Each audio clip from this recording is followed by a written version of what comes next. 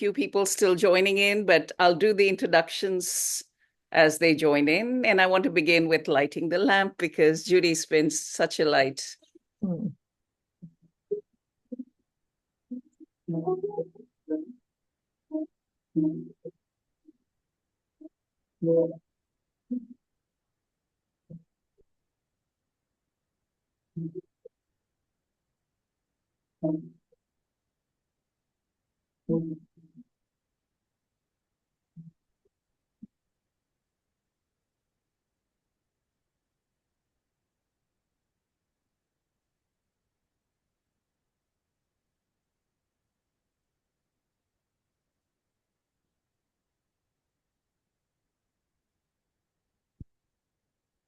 Good morning. Welcome, everybody. Thank you for being here. My name is Jyoti Bachani. I'm a professor at St. Mary's College of California, one of the co-founders of the US and the India chapter of International Humanistic Management Association. This is our inaugural event of a series that is about practices to humanize management. And it's my great pleasure to welcome Judi as our first speaker. Judi Neal is an author, scholar, and consultant. Her focus is workplace spirituality, as well as personal and organizational transformation. After receiving her PhD from Yale University, she served as an internal consultant to Honeywell. Judi taught management at the University of New Haven and then became the director of the Center for Faith and Spirituality in the Workplace at the University of Arkansas. She's the author of 10 books on workplace spirituality and transformation. She's the president of Edgewalkers International, and she co-founded the Management, Spirituality, and Religion Division of the Academy of Management. It is my great pleasure to host her. And Judi, the floor is yours. Thank you so much, Jyoti. We've been together many years and collaborated on lots of innovative and wonderful things.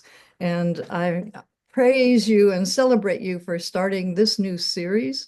I just think it's so important to take these ideas that are humanistic management ideas and theories and management and spirituality and so on, all these concepts and make them practical so that they make a difference.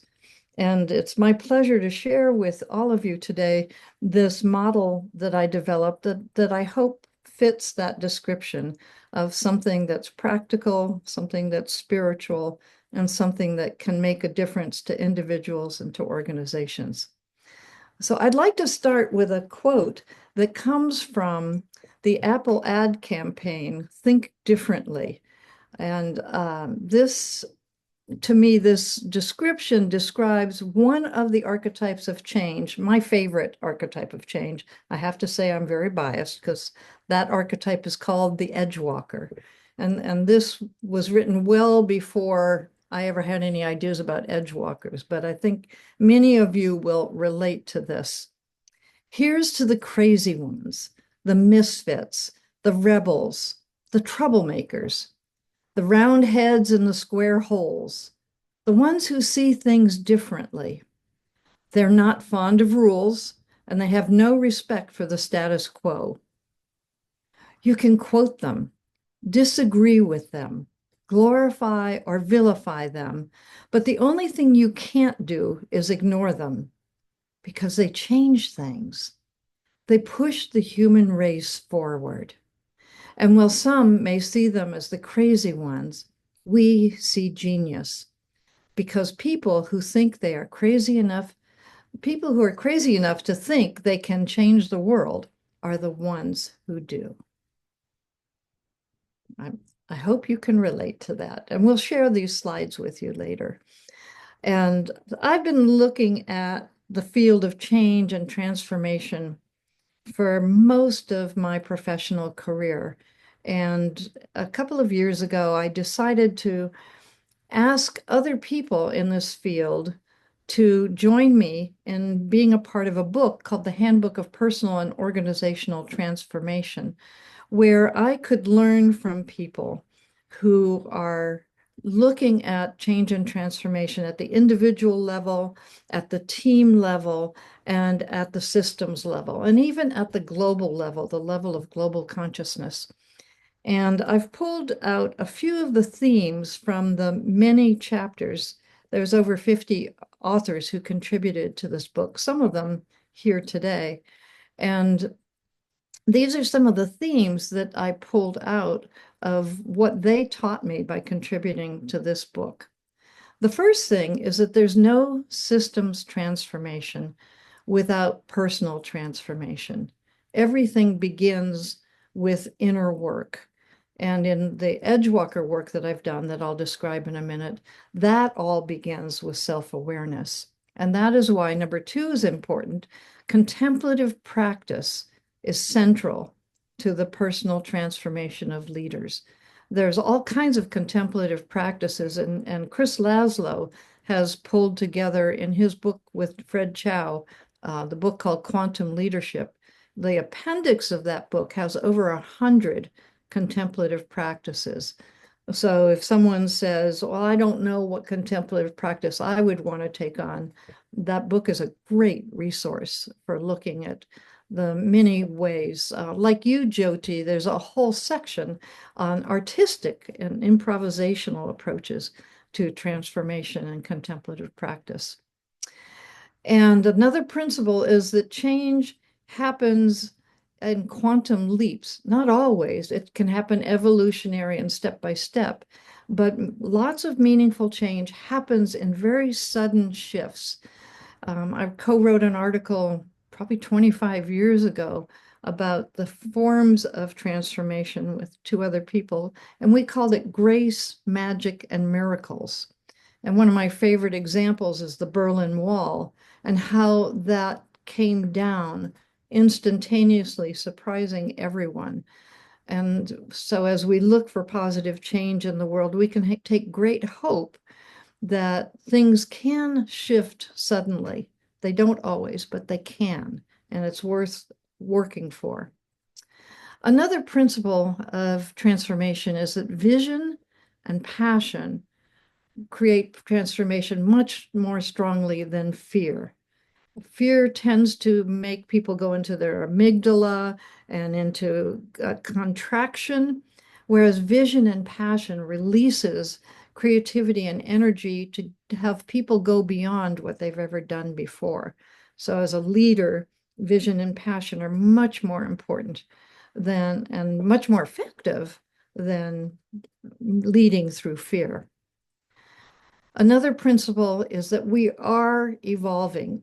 Evolution is part of nature. It is part of the galaxy. It is part of the universe. It is part of our cells. It is part of us collectively as humans. And despite current evidence that might be discouraging, it's so important to remember that evolution is natural. Teilhard de Chardin was one of the first people in theology to write about this and has inspired so many people in his work on evolution and our collective evolution. And that evolution is a shift in consciousness from a focus on me, my needs, myself, my ego, to evolving to a sense of we, that there's many of us collectively in this together. Maybe that's a sense of team or a sense of community or a sense of esprit de corps in an organization, to a sense of oneness, a sense of allness that is available to anyone who wants to work on their contemplative practice and be a part of a community that helps us all to evolve to higher levels. So those are some of the basic principles. And I started researching. I guess, okay, thank you. Thank you very much, Jodi. Your timing is impeccable. I started doing research 20 or more years ago on leaders who had a strong spiritual life and who were very effective in the world. And I wanted to understand how they managed that inner life with a very demanding external life, and whether there was some commonalities among these kinds of leaders. And I did find some patterns and commonalities that helped me to see that is quite practical, and maybe even more than practical. It's important for evolution. It's important for success, for people to find their own spirituality, whatever that is, and to live by those practices and principles for themselves in the world. And I called them edge walkers. And I started doing workshops and writing on spiritual leadership and under the banner of edge walkers. And when I would run these workshops, people would say, well, I'm not so sure I'm an edge walker.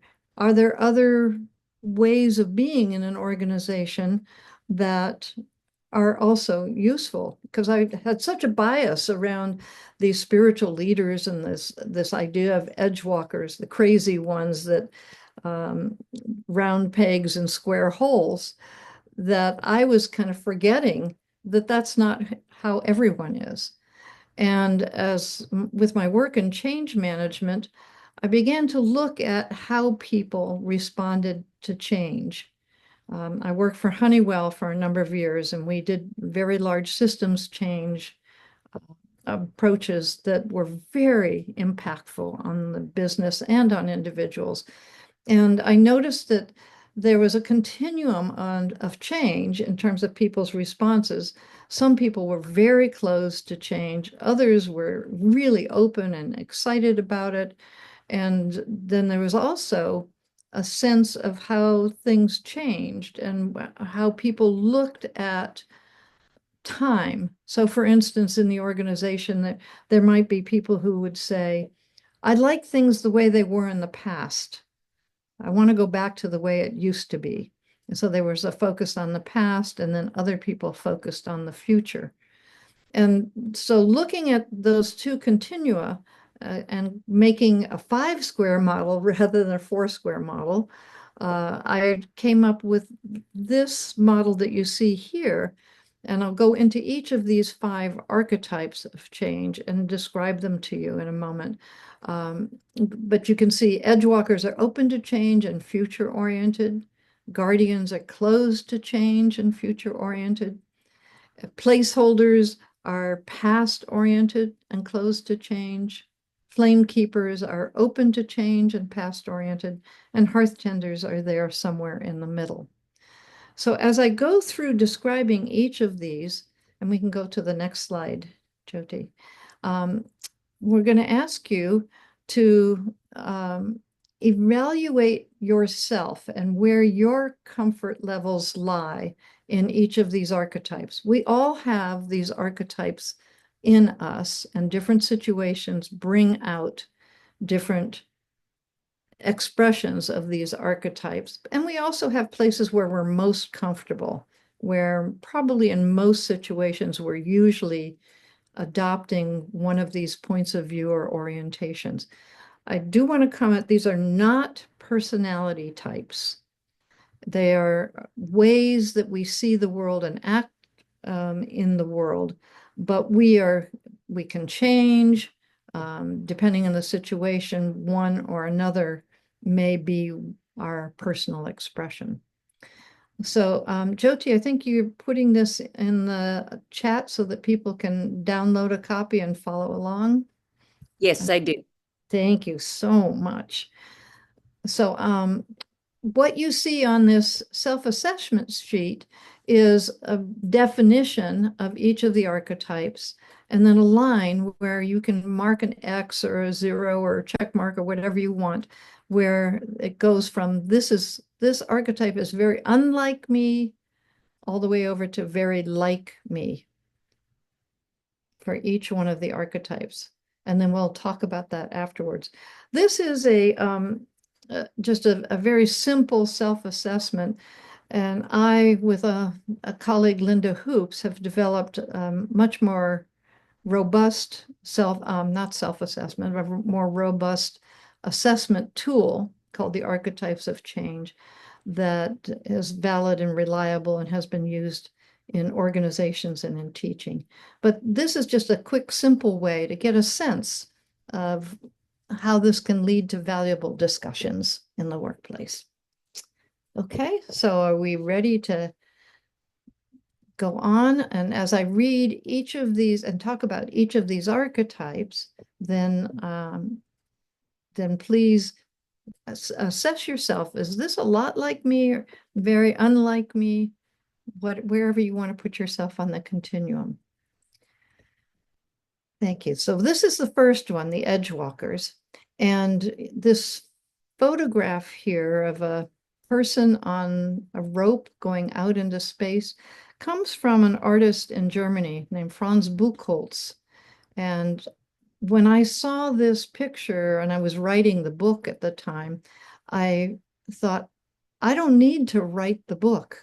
This so beautifully captures the sense of what I'm trying to express with Edgewalkers.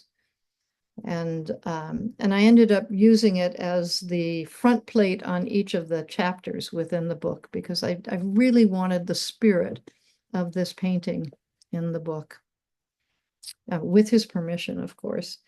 So Edgewalkers are those who are very future oriented. That's whenever they're thinking about time or fantasizing, that's where their minds go into what's over the horizon. What is the new era going to be like? They're always asking themselves, what are the possibilities that can emerge and how can I help create them? They're very open to change, even beyond open to change. It's like if there's not enough change happening, they're going to stir things up. They're provocateurs. They want to make change happen. They just thrive on the energy and the excitement of making things better, making a difference. They build bridges across what Chris Laszlo and Fred Chow call the ontological gap. And that gap is that gap when I talked about me to we to all. That gap is the consciousness gap between a focus on self as a part of the allness, a sense of collective consciousness, a connection to something greater than ourselves that inspires us, that many of us would call spirituality.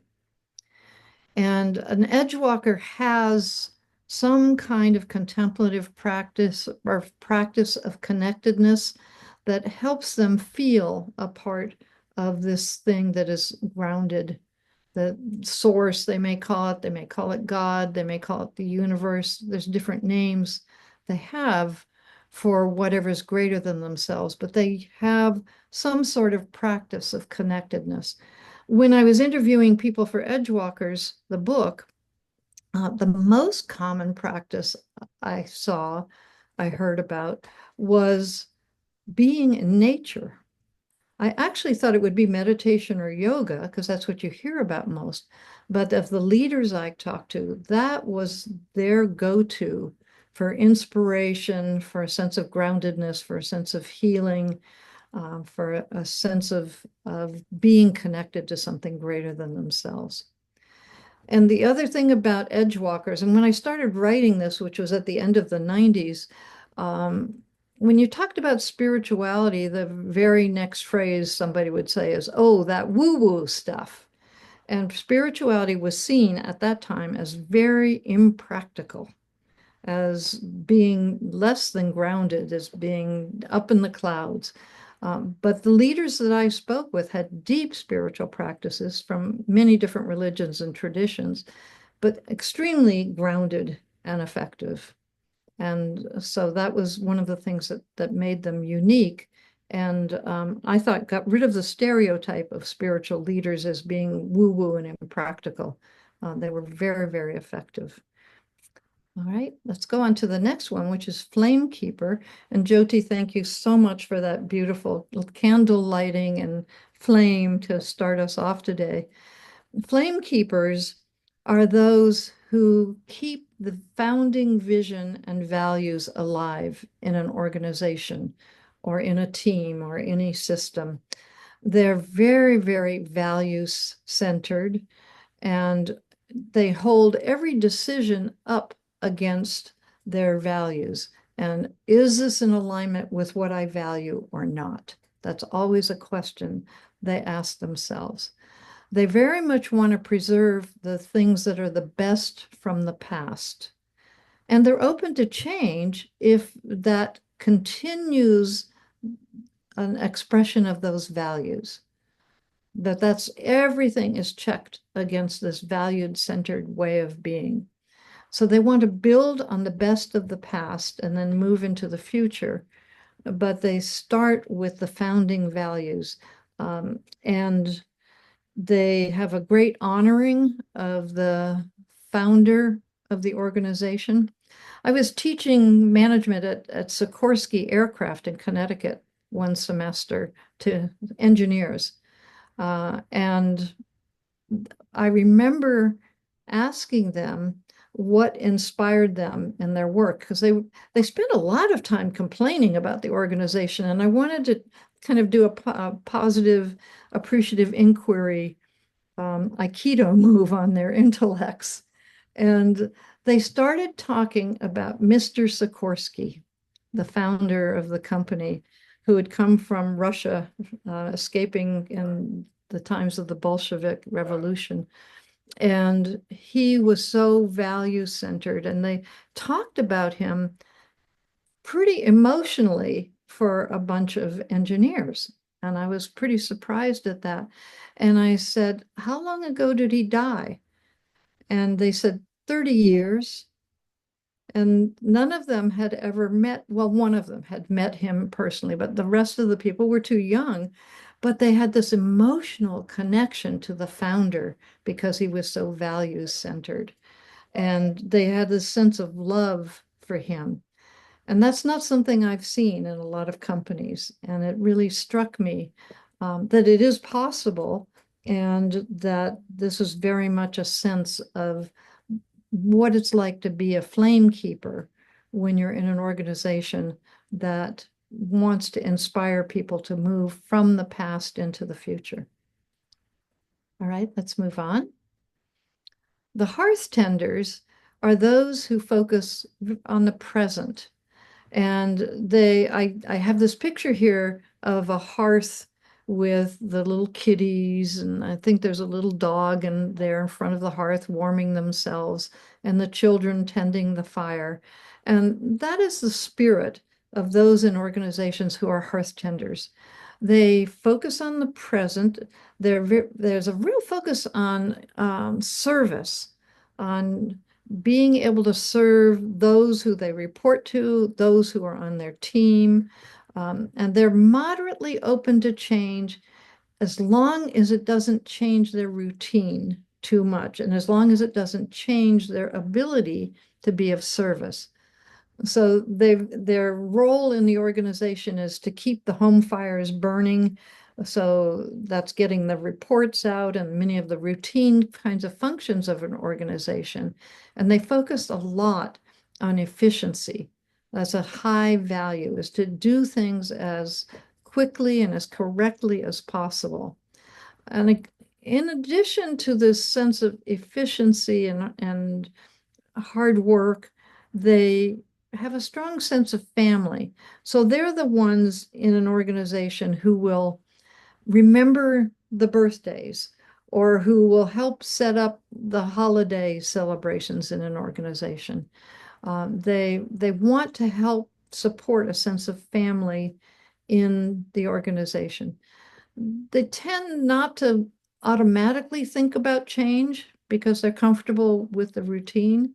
And I'm talking about them as if they were personalities, and that's not accurate. I just find it awkward to figure out how to talk about the archetype without personalizing it. But it's when people are in this hearth tender orientation, they're nurturing and they're caring for others, and they have a great sense of joy and fulfillment in doing that. Okay, let's move on to the next archetype. Now, in organizations, there are some people whose at times whose orientation is this of placeholder, the archetype of placeholder. And any one of us can probably think of times when they were a placeholder. And just to remind you, be thinking about each of these and marking yourself on that continuum of, is this unlike me or like me for each of these archetypes? So the placeholder archetype focuses on the past and prefers stability over change. It's easier for them when things are predictable, and when change happens, that's disruptive. They value doing over dreaming, and they may think others, like edge walkers, for instance, are just too airy-fairy because they seem to always be dreaming of the future.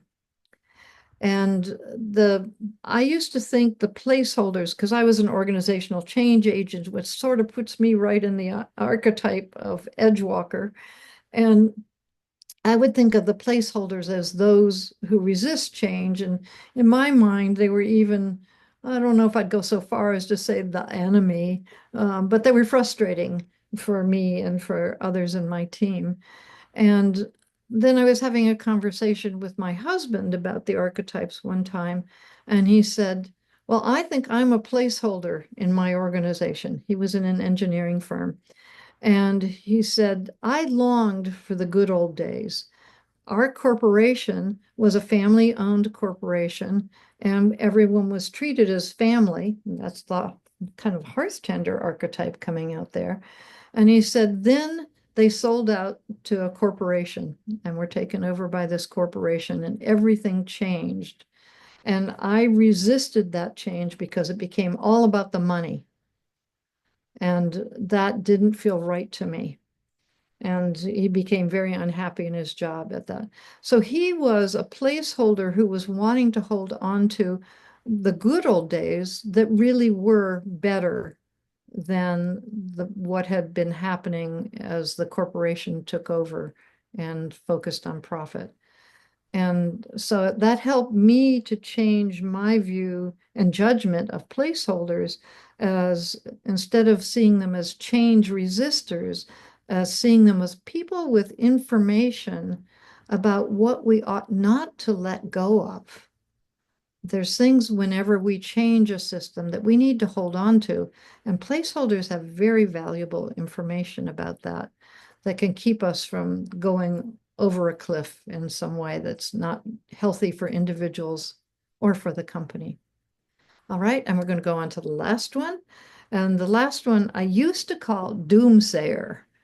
And someone said to me, well, all the other archetypes have positive aspects to them, and doomsayer sounds so negative. Doomsayers, when I define them, this definition's still the same. They have forebodings about the future. They won't always worried about what could go wrong, what's the worst case scenario. But I realized that the healthy part of this archetype is wanting to protect. And so you could say that, like maintenance workers in an organization, the people who maintain the equipment, they want to prevent breakdown. And there's other kinds of roles in an organization. It could be the accountants could be the ones who are trying to prevent something from going wrong. They've always got to look out, where could we have a problem? And so there's a very healthy side, even though this has a lot of fear driving it, there's a very healthy side of looking into the future and protecting protecting the organization from bad things that could happen. Okay? So when we measure this on the archetypes of change individual assessment, you get a graph that looks like this, so that you could see the person in this particular case is higher on flame keepers and then supported by edgewalkers and guardians. And I do some training that helps people interpret this, that would say, well, this person's very values driven, and because edgewalkers and guardians are focused on the future, they're more focused, they're probably focused on the future and could be very innovative. And because they're lower on hearth tenders and placeholders, they are probably not going to be detail oriented, not wanting to do routine kinds of things. They're going to be interested in things that are newer and more innovative. That's just kind of a quick reading of a graph like this. And then we also have a graph that does the group summary. And this tells you the highest and lowest scores, as well as what the median is. So if you look at edge walkers, the highest score was 97 out of 100, and the lowest score was 45. There's a very wide range in this particular group between people and how much they take on the Edgewalker orientation. But overall, it is the highest group average at 81.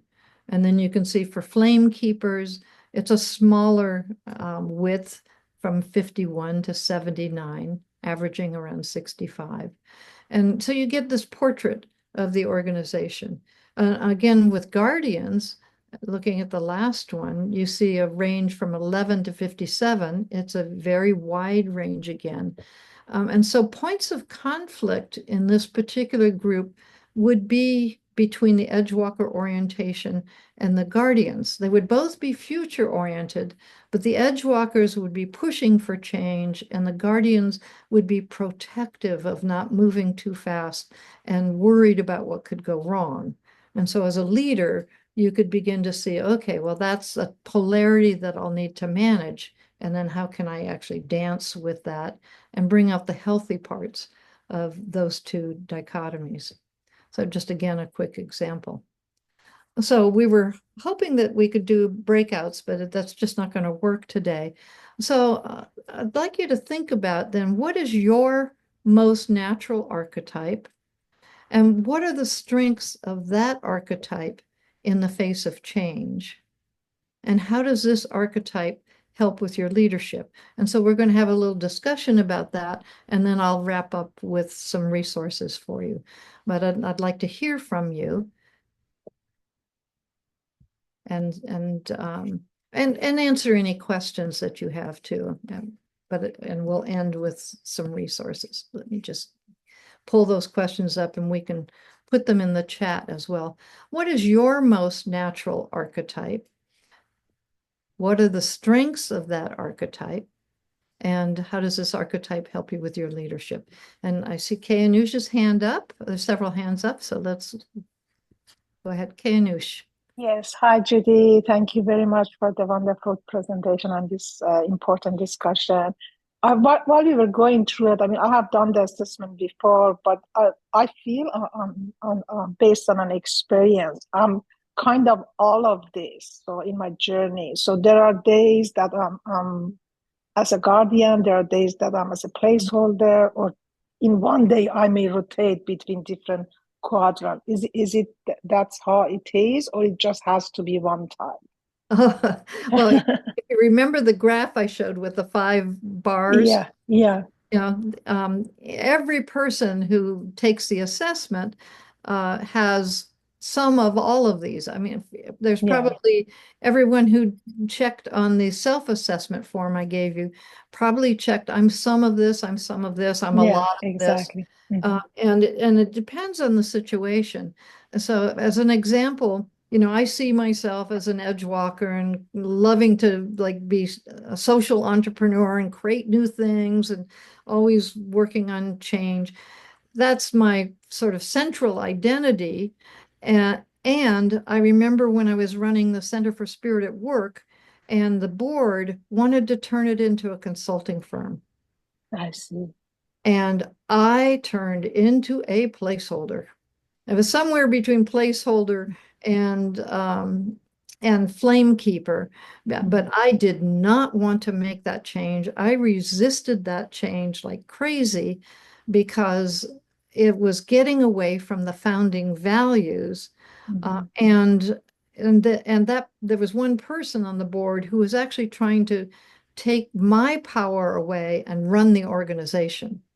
And he wanted to just make money instead of make a difference. And I see. ended up shutting the organization down. I was such a placeholder that if it's kind of like probably like a spoiled child. If you can't play my way, I'm going to take my toys and go home. And that's when I started Edgewalkers International. Jim, you like that?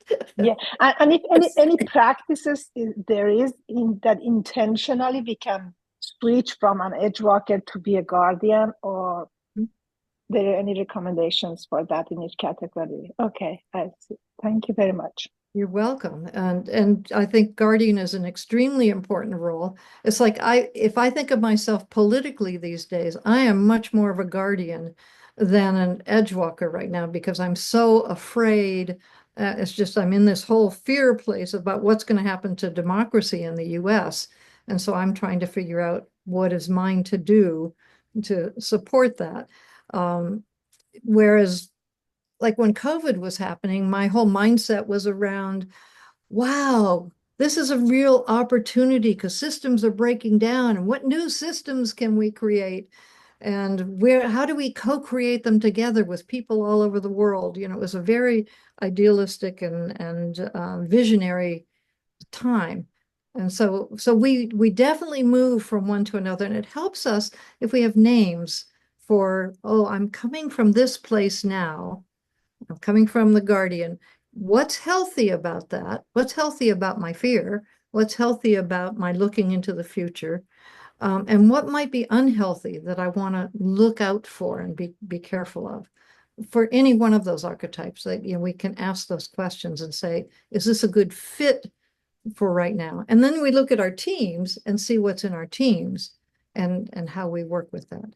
So Jyoti, I saw you put your hand up and yes, thank you, Judi. I just wanted to say, because we have so many attendees and only 20 minutes remaining, I do want people to feel free to put their questions, comments, appreciation, reactions, and your self-assessment if you want to share that in the chat window so many of us can participate simultaneously.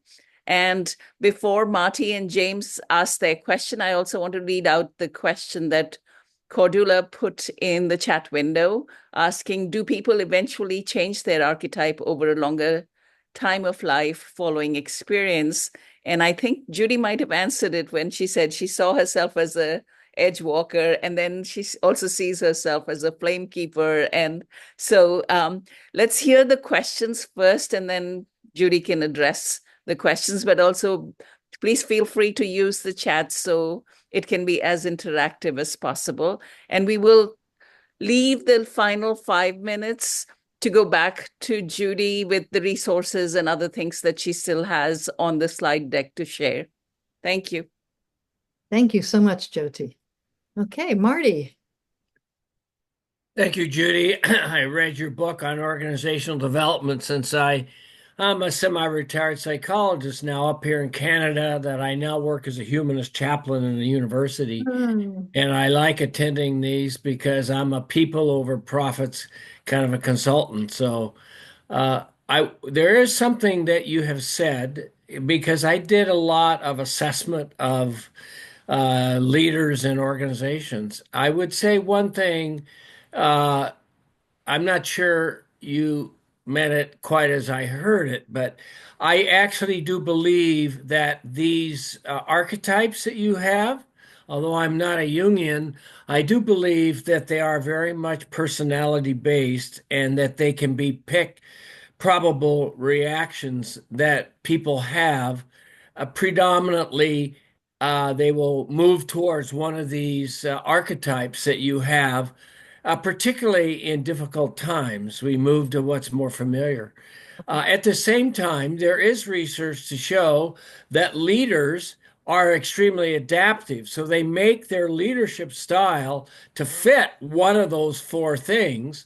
So at some level, even though you may have a predominant style as an edge walker or a placeholder, when you realize your organization needs to go back you go back. And when you see your organization needs to go forward, I think that's one of the great qualities of leaders is that they do, and I agree with you, that we do have all four of those in us if we are responsive to our environment. And in my consulting with leaders, I didn't use these four types. In fact, I really like some of the research that Jonathan Haidt did on the difference between liberal and conservatives. And I began to see, because I'm pretty liberal, and I began to see conservatives in a different light. They actually kind of bring a kind of a trust of the old times and all of that. And we need them all in organizations, although I too am concerned about the way democracy is going. So I wanted to applaud your typology, but tell you that I do believe it does have some predictability and personality, and it is partly even genetic. Oh, wow. And that's what I thought when I first started the teaching about the different archetypes. And then I realized, like, if I think of my own life, I grew up uh, more than an introvert. I mean, painfully shy. As my early 20s, agoraphobic.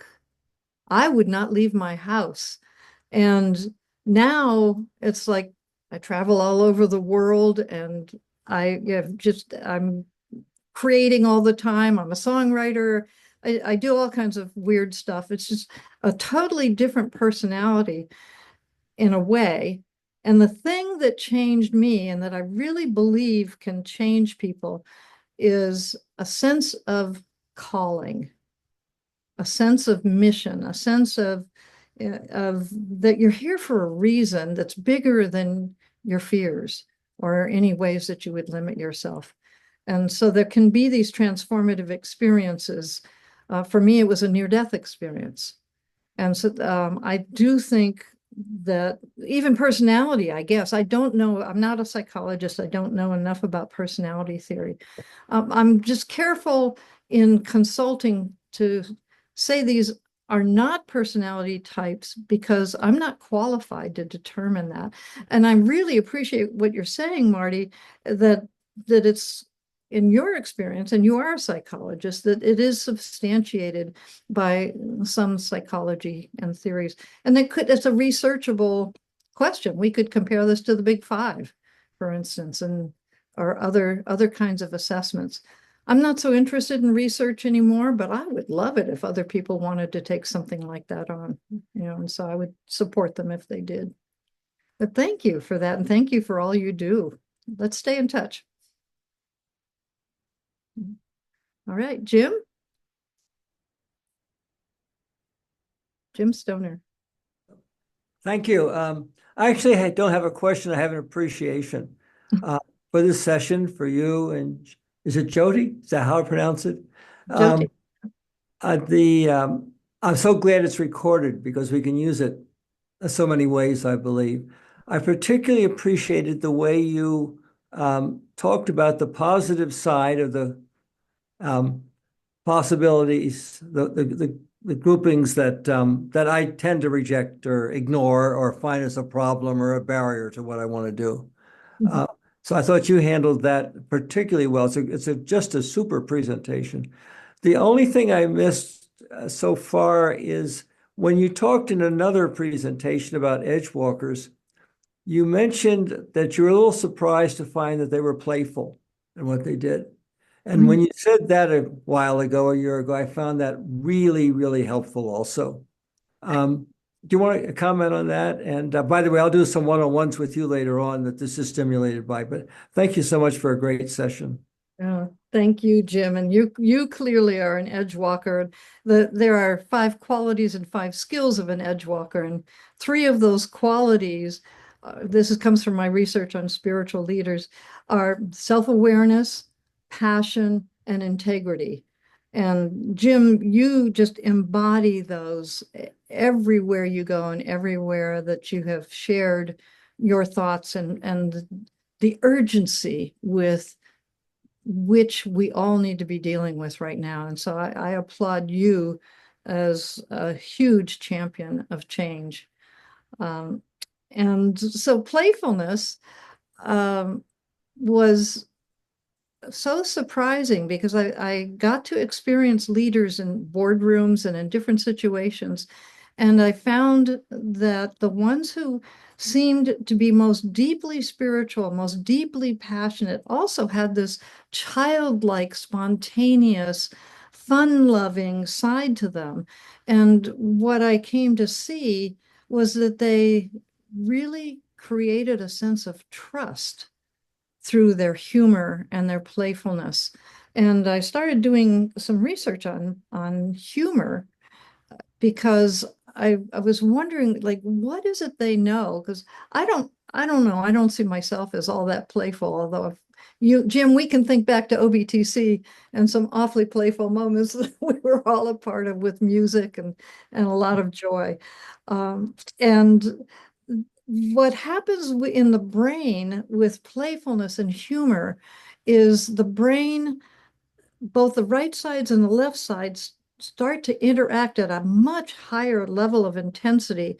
And the amygdala pulls all the energy back into fear, into fight or flight, whereas playfulness sparks this interaction between the highest parts of the brain and the problem-solving parts of the brain. And I read a book called Survival, Who Lives and Who Dies, about life and death situations, and then understanding the science behind those who lived. And one of the qualities was this sense of humor, often a dark humor, but a sense of humor in surgery rooms, in mine cave-ins, in crashes on aircraft carriers. And the sense of humor created this greater intelligence that allowed people to have hope, optimism, and willingness to move forward and try to survive instead of just giving up. So it's very interesting stuff. Thank you. Any questions? You're welcome. There's In the chat. few comments and there's one question and comments. So let me read the question from Charlie Yang. Judi, do you have any advice for edge walkers, even in academia? And then there's compliments for Marty's comments, and Jimena also has a compliment saying, thank you for the reminder to focus on what is healthy about the archetypes and embodying that we are embodying in different scenarios. I easily judge my behaviors, which reflect the archetype in different scenarios and times of life, especially when they might not match how I would ideally like to behave. So taking a moment to ask what is healthy about these behaviors is helpful and generative and kinder to myself. Thank you, Judi, for the reminder. Thank you. And Jimena is in our certification program that I'll talk about in a minute. She's also my right-hand woman, so I'm so glad she's here. So Charlie, I find that academic institutions are a great place for edgewalkers because there's this underlying value of creating new knowledge. And while there are many bureaucratic systems in place, and journals don't accept anything except for what's already in the mainstream, and there's all these different challenges about getting edgy work out into the world. My personal belief is persist. That for me, this is more of a soul journey.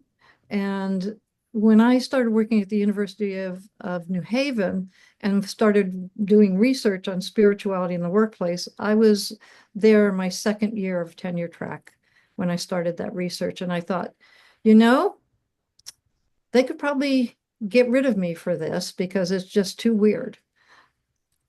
And if they do, I know I don't belong here. And universe, the source, God will find the place I do belong. A real sense of trust of a greater unfolding. And if they like what I'm doing or don't stop me anyway, well, then I belong. And the university was fantastic. It probably didn't help that my work got into U.S. News and Business Report and Fortune magazine, and because it was so unusual and unique, that there was a whole movement starting in the early 90s around spirituality in the workplace. And I got interviewed by everybody, and the University of New Haven suddenly is in the news. So I didn't expect that. I didn't plan that. But my commitment was to who I am and what I love doing. And I'm willing to risk everything for that. I hope that helps. Thank you, Judi. Naveen, you get the last question. Yeah, thank you very much, Judi and Jyoti. And Hi. I've been, following from AON. Mm-hmm. Yeah, so you both are not new to me. Okay, yeah, my question is on, it's from the same story what you mentioned about the first archetype of, edge walkers, where they balance between the strong spiritual life and the commercial world. What I started to sense is, would a person from a strong spiritual life be able to balance the commercial world? As you saw that, in your own case, the person wanted to make it commercialize, and you wanted to hold up your spiritual values. And that's what I was supposed to even defend in my DBA chair committee. But the chair committee was saying that, although there is no such spirituality at work, it's more of people just take shelter under that. The organization is full of economics, commercial, and I was supposed to strongly defend, and that was appreciated. So in your own case, where you were supposed to defend about your values, and the other person was more of making commercial. So how do you see about this, the first archetype, where a person balancing it? Yeah, well, congratulations on taking a stand. And it's really hard when someone's perspective is so different than yours, when it's all about economics. And it's just so hard.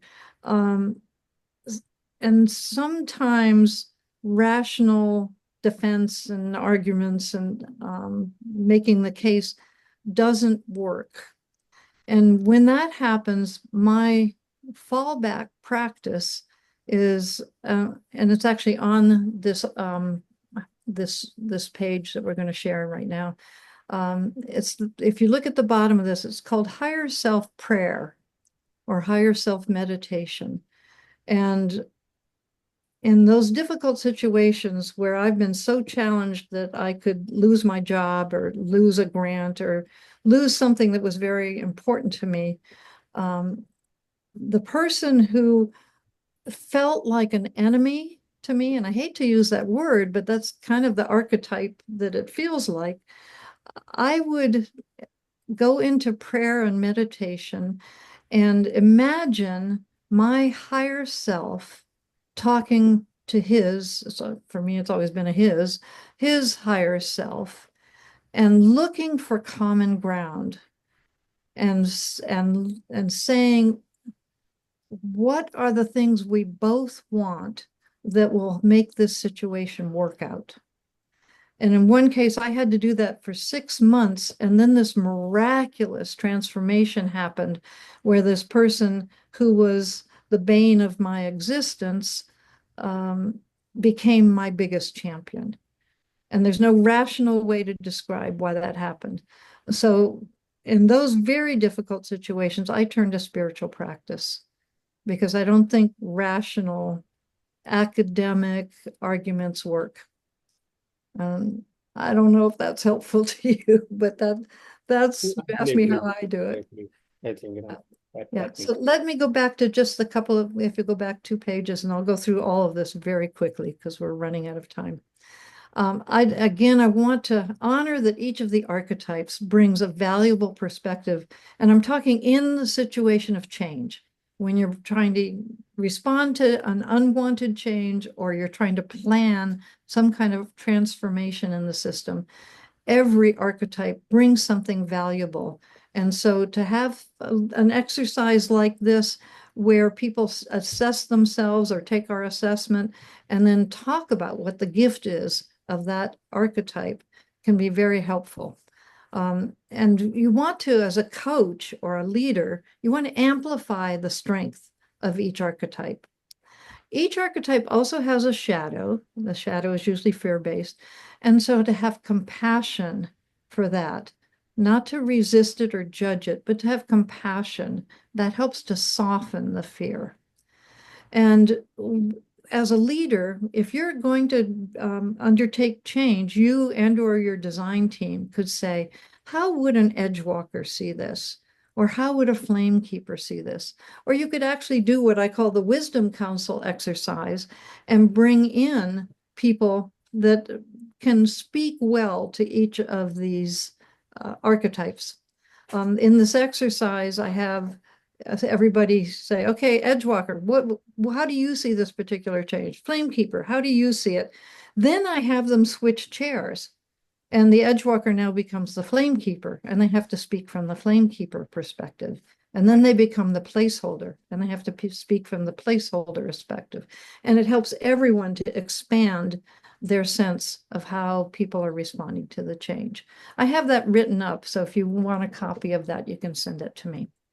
And this to end up now, the resources, my website is edgewalkers.org. And as I mentioned, there's an individual assessment. We're just finishing the organizational assessment that talks about, helps an organization see if it's an Edgewalker organization, a culture of Edgewalkers. Is it a Flamekeeper organization? Or where are the Flamekeepers in this organization? Where are the placeholders? So it's a more systemic approach to this. We also have an article that we can send you that talks about looking at the organizations as archetypes. And then we have Edgewalker coaching programs and certifications as coaches and trainers, and an Edgewalker newsletter that lets you know what else is going on, that you can sign up at our website. Every month we have Edgewalker cafes, and we bring in edgy speakers, sometimes with spiritual practices, sometimes with different business perspectives that are from a spiritual.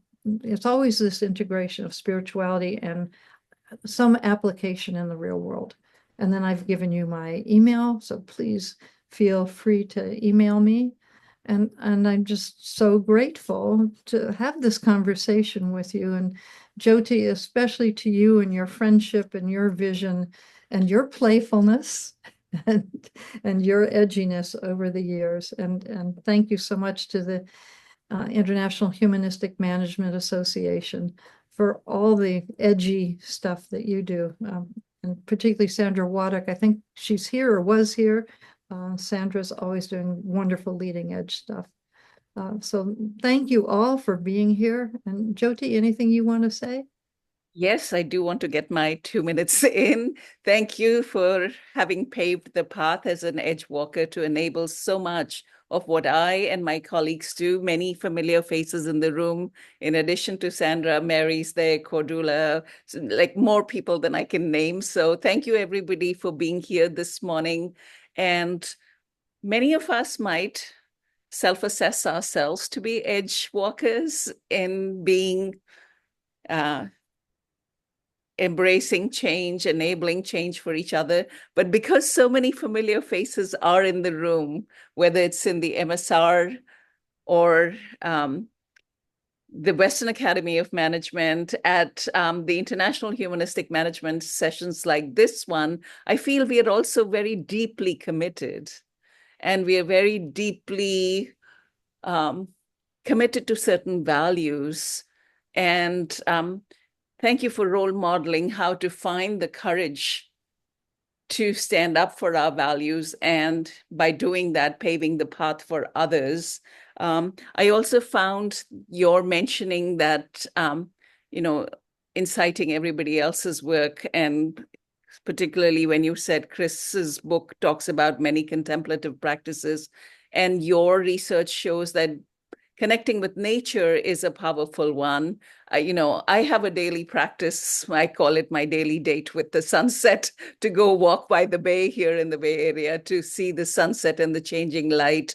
I just delight in that. I never thought of that as a spiritual practice. Somehow for me, that was just a sane-making practice to wash off my day and be happy and playful like the birds there are. So thank you for bringing to our field and our work the language, the creativity that allows us to embrace parts of ourselves and to be part of this community where we feel a sense of belonging. And I just want to make sure everybody knows how to find the International Humanistic Management Association. So Ariane, if you can put the link to the website. We are always looking for volunteers. So if anything on the website or this morning's session speaks to you and you want to be part of doing more with us, come hang with us. And taking a leaf from Judi's work, there are many compliments in the chat about Judi, what you've done, how you've inspired others, and what a beautiful session this has been. I want to thank the audience for being here. I know it's the finals week or start of the holiday season. So for you to spend the morning with us is very, very heartwarming. And I'm going to end the session with a poem, sharing the link to the poem in the window as well, because one of the other things I've learned from Judi, Sandra, and others is that when you do the original creative work, you don't have to wait for somebody else to cite it or validate it. You can shamelessly self-promote, knowing that this is brave work. So the original poem is in Hindi by Vinod Kumar Shukla. I will read you my English translation. Defeated, a man sat down. Defeated, a man sat down. A man I did not know. Defeat, I knew. So I went to this man and offered my hand. He took my hand to stand. He did not know me. He knew and offered hand. We both walked together. We did not know each other. We did know walking together. Thank you for walking with me over the years and this morning. Have a wonderful holiday season. You too, Jodi. Thank you. Thank you, We will everybody. stop recording. Some of us will hang out for a few minutes if you want to linger.